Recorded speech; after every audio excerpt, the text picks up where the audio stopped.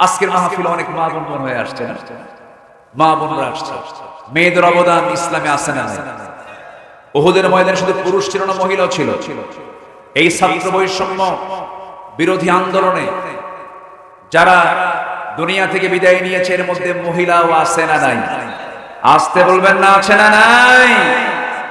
শুধু মাদের ব্যাপারে, বোনদের ব্যাপারে শুধু আমরা একটা কথা বলবো, মেহেরবানি করে আন্দোলন করেন, সংগ্রাম করেন, ডাক্তার হন, ইঞ্জিনিয়ার হন, অফিসে বসেন, সব কিছু করেন, সমস্যা নাই।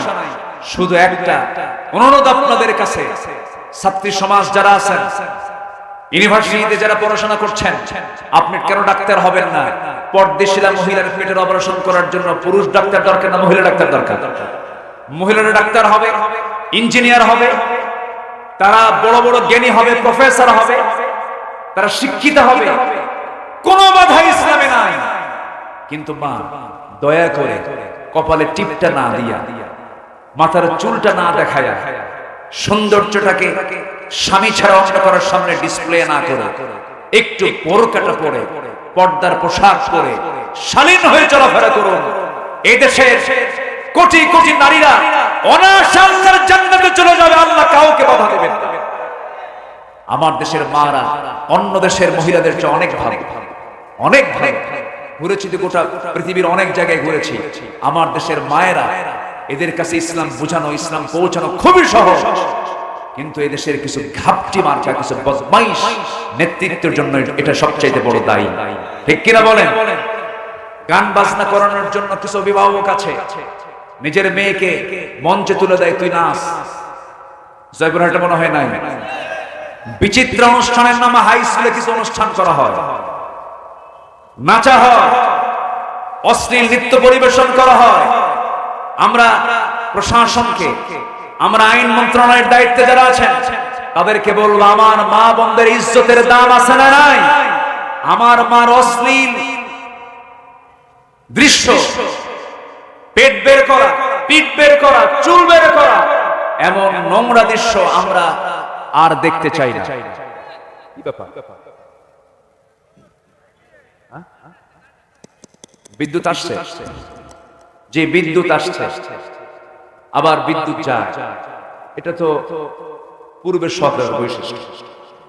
এখন এটা যদি আমাদের এখনো হয়, কেবল শুরু হলো, এখন শিশু, বাচ্চার বয়স কয় মাস? হয়নি তো, একদিন শর্ট। তো বাচ্চার বয়স যদি 1 মাসই না হয়, ও তো দুধ খাইতে হয় কেমনে তাও তো জানো। সময় দেন। তারা যা খাইছে, 18 লক্ষ কোটি টাকা ঋণ, আর 11 লক্ষ কোটি টাকা দেশ থেকে পাচার। এটা কি পুকুর চুরি না সাগর চুরি? এক সাগর না 7 সাগর? সাবাত আবুহু সব চুরি করে নিয়ে চলে গেছে। ওরা জানে আমরা আর কোনোদিন বাংলার জমিনে ঠাঁই পাবো না। একেবারে খাইছে, যা নিয়ে গেছে তা দিয়া 500টা পদ্মা সেতু হতো, শত শত মেট্রো রেল হতো। এই দেশের কাঠামোগত উন্নয়নের জন্য যা বাজেট লাগতো তার চাইতে ডাবল ডাবল তারা লুটপাট করে নিয়ে চলে গেছে। সব নিয়ে চলে গেছে, কিন্তু নিয়ে গেলে হবে কি? আমরা নিয়ে যেতে দেব না, আমরা সব বের করে আনবো। জোরে বলি ইনশাআল্লাহ, আরো জোরে বলি ইনশাআল্লাহ। এই জন্য একতাবদ্ধ হওয়ার দরকার আছে না নাই? কার দাড়ি ছোট, কার দাড়ি বড়, কার দাড়ি আছে, কার দাড়ি নাই, কার মাথার টুপি লম্বা, কার মাথার টুপি গোল, কার জালি টুপি, কার ভরা টুপি, কে ফাড়া পাঞ্জাবি, কে জুব্বা, কে পায়জামা, কে প্যান্ট, কে কোন দরবার, কে নাভিতে হাত বাঁধে, কে বুকে হাত বাঁধে, কে আমিন আসতে বলে, কে আমিন জোরে বলে, এগুলো দেখার সময় এখন নাই আমাদের। কোন দরবারের ধোঁয়া দিবেন না। কোরআনকে সামনে রেখে, কোরআন কয়টা, আল্লাহ কয়জন, নবী আমার একজন, আমাদের নবী এক, আমাদের আল্লাহ এক, আমাদের কিতাব এক। সকল দ্বন্দ্ব ভেদাভেদ ভুলে গিয়ে কোরআনকে যারা পার্লামেন্টে দেখতে চান, ছোটখাটো সমস্ত মতনৈক্যের দিকে না তাকায়া ইখতিলাফ মাল ইত্তেহাদ কায়েম করে এই বাংলার জমিন আল্লাহর দ্বীন কায়েমের জন্য সর্বাত্মক মাঠে ময়দানে সবাই কি কাজ করতে রাজি আছেন? রাজি আছেন? কোন কোন বীর জওয়ানরা হাত উঁচু করে দেখা।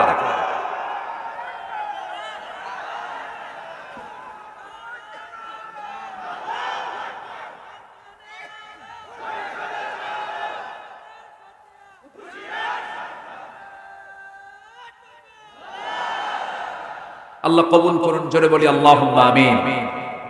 সম্মানিত ভাইয়েরা, সম্মানিত বন্ধুগণ, এখান থেকে বাড়ি যাওয়ার পর গুরুত্বপূর্ণ একটা নামাজ আছে। সেই নামাজের নাম কি?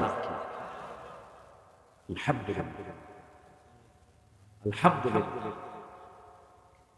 বাংলাদেশের ইতিহাসে একটা ইউনিয়নে 3টা কামিল মাদ্রাসা।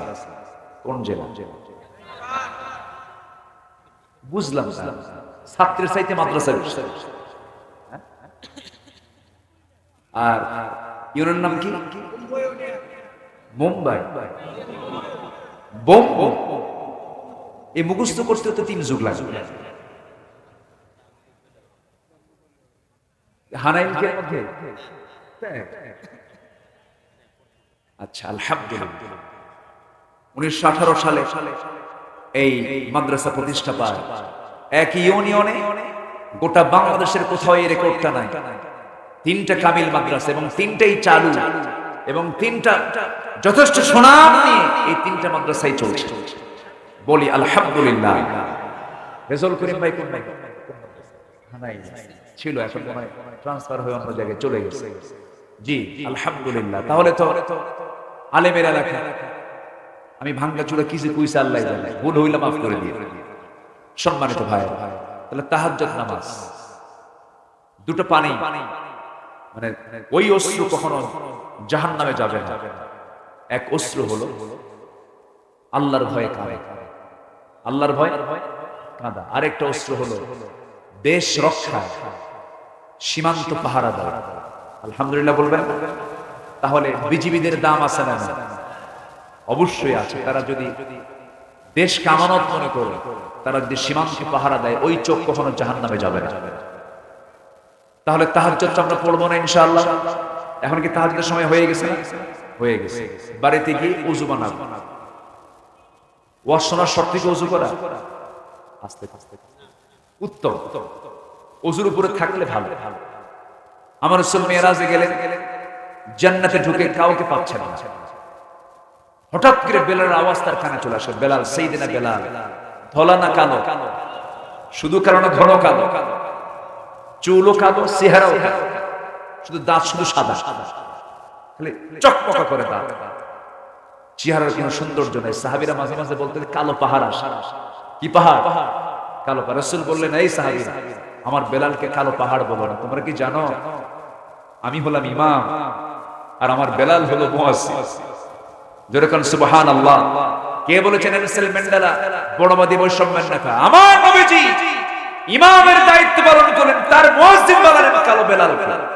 ওয়াজআলনাকুম শুউবা ওয়া ক্বাবাইলা লিতাআরাফু ইন্না আকরামাকুম ইনদাল্লাহি আতকাকুম। আল্লাহু আকবার। আমার নবীজি সাইয়েদনা বেলালকে সম্মান দিলেন। রাসূল জান্নাতের মধ্যে তার আওয়াজ শুনতে পাচ্ছেন। দুনিয়াতে এসে বলেন, বেলাল তুমি দুনিয়াতে কিন্তু তুমি জান্নাতে ঘুরলা কেমনে? তোমার আওয়াজ পেলাম পায়ে হাঁটার, তুমি কি আমল করো বলো তো? সাইয়েদনা বেলাল বলেন, হুজুর ওযু করি, নামাজ পড়ি। আমি ওযু ছাড়া কখনো থাকি না। যখন আমার ওযু যায়, ওযু বানায় নিয়ে 2 রাকাত নামাজ পড়ি। জোরে বলি সুবহানাল্লাহ। এই আমলটাকে আমরা করব। জোরে বলি ইনশাআল্লাহ। আরো জোরে বলি ইনশাআল্লাহ। আমাদের নাগরিক হতে হবে আদর্শ নাগরিক। 1 নম্বর আদর্শ নাগরিকের চরিত্র হবে নামাজি না বেনামাজি। আপনি নামাজি হবেন না, এই রাষ্ট্রের আপনি হক নষ্ট করছেন।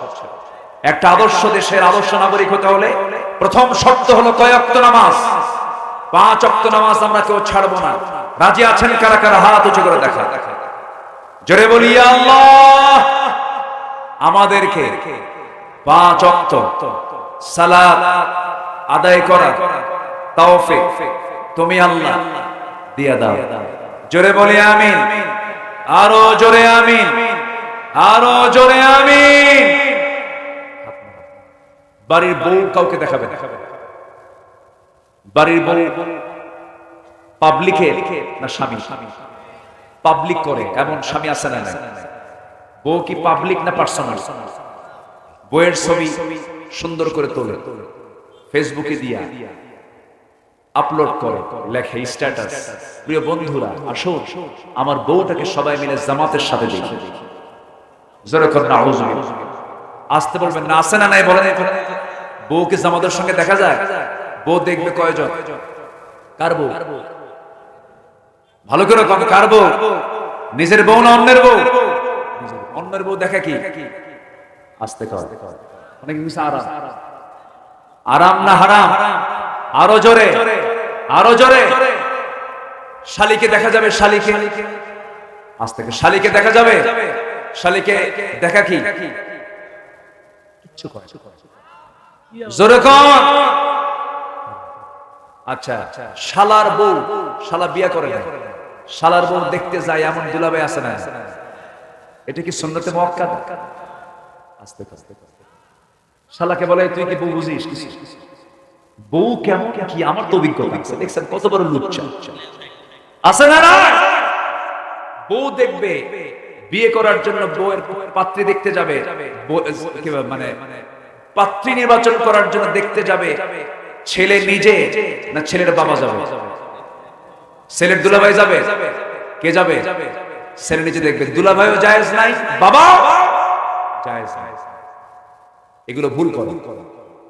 আবার কিছু নামাজিও আছে, শালি নিয়ে ঘুরে, বউ নিয়ে ঘুরে না। বউ তো পুরাতন, শালিকে বলে হুন্ডায় চলে। শালি মনে মনে চিন্তা করে যে কোনদিন এই মেলা দেখি নাই, গোপীনাথের মেলা দেখি নাই। হুজুর কিন্তু সব খবর না। তো গোপীনাথের মেলায় দুলাভাই যখন অফার করছে, এই চান্স তো জীবনে নাও আসতে পারে, যাই হুন্ডায় চড়ছে, লজ্জাও পায়, দুলাভাই মানুষ। তো পিছনে উঠে চিন্তা করে গায়ের সঙ্গে গা লাগালে কেমন হয়, এটা তো উচিত না। তো গাটা না লাগায়া মাঝখানে একটা ফাঁকা রাখছে যেন গা না লাগে, পিছনে শক্ত করে ধরে আছে। দুলাভাই এমন আরাম পাচ্ছে না, আছে না? আছে না? সামনে যায় এমন ব্রেক মারে, এক ব্রেকে গ্যাপ পুরো, আছে না? নয়, শালি মারা গেছে, দাফন করতে হবে। তো শালির খবরে নামছে হলো দুলাভাই। হুজুর দেখে কয় লা হাওলা ওয়ালা কুওয়াতা ইল্লা বিল্লাহ। এই তুমি নামছো, তোমার নাম হারাম। দুলাভাই মনে মনে করে সারা জীবন সাজা শালি হুন্ডা নিয়ে ঘুরলাম, কোনো ফতোয়া নাই। মরার পরে মরে গেছে শালি, এখন কয় হারাম। সম্মানিত ভাইয়েরা, আমাদের ভালো হওয়ার সময় আমরা এখন পেয়েছি। বোরকা পরলে কেউ আর বলবে না জঙ্গির পোশাক, মাথায় টুপি পরলে কেউ বলবে না এটা জঙ্গির টুপি, দাড়ি রাখলে পরে আমাদের কেউ আর বাধা দেবে না। বহু লটর ফটর করেছ, বহু ষড়যন্ত্র করেছ, ভালো হও, ভালো হও, নচেত এই জাতি তোমাদের কাউকে ক্ষমা করবে না। এরাই রাসূলুল্লাহর মাথার টুপি কুকুরের মাথায় চড়িয়ে দিয়েছিল। কিছু নাস্তিকের বাচ্চা এখনো আছে না নাই? নিঝুম মজুমদার গা ঢাকা দিয়ে বসে আছে। নিঝুম মজুমদার আল্লামা সাঈদীকে নিয়ে বাজে কথা বলেছে।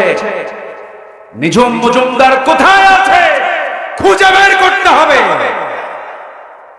সম্মানিত ভাইয়েরা, এরকম শত শত নাস্তিকের তালিকা এখন আমরা করব। নাস্তিকদের আল্লাহ সহ্য করেন না, ইমানদার সহ্য করতে পারেন না। লেখার শক্তি আল্লাহ তোমাকে দিয়েছে, তসলিমা নাসরিনের মতো লেখা বাদ দিয়ে দাও। নাস্তিক হুমায়ুন আজাদের মতো লেখা বাদ দিয়ে দাও। লেখো মতিউর রহমান মল্লিকের মতো, লেখো কবি আল মাহমুদের মতো, লেখো জাতীয় কবি নজরুল ইসলামের মতো। আল্লাহ তোমাকে নিয়ামতে ধন্য করেছেন। বাম রামের চিন্তা মাথায় নিয়ে লিখবো, ওই হাত আমরা ভেঙে চুরে চুরমার করে দেব। ফেসবুক স্ট্যাটাস দিতে সাবধান হয়ে যাবে। ফেসবুক একটা গুরুত্বপূর্ণ প্ল্যাটফর্ম, এই প্ল্যাটফর্মকে তোমরা প্রশ্নবিদ্ধ করবা না, তাদেরকে আমরা সতর্ক করে দিচ্ছি। আমরা মাফ করতে জানি কিন্তু অন্যায়কে ক্ষমা করতে জানি না। আল্লাহ আমাদের সবাইকে বোঝার তৌফিক দান করুন। জোরে বলি আল্লাহুম্মা আমিন। আজ আমি তৃপ্তি ভরে নাক ধরে কিছু কথা বলতে পেরেছি, এই সুযোগ দিয়েছেন কে? আসতে বলবেন না কে? প্রত্যেক রাতে প্রত্যেক দিন সকালবেলা আমি যখন বাড়ি থেকে মাহফিলের উদ্দেশ্যে বের হতাম, বউকে বলতাম, বউ আমার চললাম তো, কি যে হয় আল্লাহ জানে, কোন যে কোন মামলায় পড়ে, আগামী 8 তারিখও মামলার হাজিরা আছে। এমন চাকরি দিছিল আমার, বিদেশে যাব কখন টেনশন, ঘুরবো কখন টেনশন, এমন মামলা 18 কোটি মামলা, 18 কোটি এই দেশের নাগরিকের বিরুদ্ধে মামলা হয়েছিল। দেশটা বানিয়েছিল কারাগার। তাই আমরা দেখেছি 8 তারিখে মামলা হাজিরা আছে। তো বলল, উকিল সাহেব বলল, আপনার না আসলেও হবে। বললাম যে কেন? কেন এটা কি বলবেন, আপনি যা বলবেন তাই করে দেই। তাই বললাম যে না, একটু যাই, একটু সাক্ষাৎ করে আসি। বুঝলেন, একটু সাক্ষাৎ করে আসি। দেখা সাক্ষাৎ হয় না বহুদিন, সাক্ষাৎটা করে আসে। হামজার মামলা থেকে তাকে অব্যাহতি দেওয়া হয়েছে, আলী হাসান ওসামার মামলা অব্যাহতি হয়েছে, তারপরে গুনবীর মামলা অব্যাহতি হয়েছে, হারুন ইজাহারের মামলা অব্যাহতি হয়েছে। হাফিজাহুল্লাহ, আল্লাহ তাদেরকে হেফাজত করুন। জোরে বলি আল্লাহুম্মা আমিন। এবং ওই কাউন্টার টেররিজমের যে মামলার আসামি হারুন ইজাহার, আলী হাসান ওসামা, হামজা, এরা যে মামলার আসামি ছিল, ওই মামলার আমিও আসামি ছিলাম। ওই একই মামলায় আমাকে আসামি করা হয়েছে। সম্মানিত ভাইরা, এরা মামলা দিয়ে দিয়ে চেষ্টা করেছিল যে এদের মুখকে বন্ধ করতে পারবো আমরা, কিন্তু না, আল্লাহ শোনেন নাই। আপনি পানিকে, তেলকে আপনি যতই চেষ্টা করেন পানির নিচে রাখার জন্য পারবেন না। তেল পানির নিচে না, পানির উপরে। কারণ তেল বানাতে অনেক ঘানি, অনেক কষ্ট করে তেল বানাতে হয়েছে।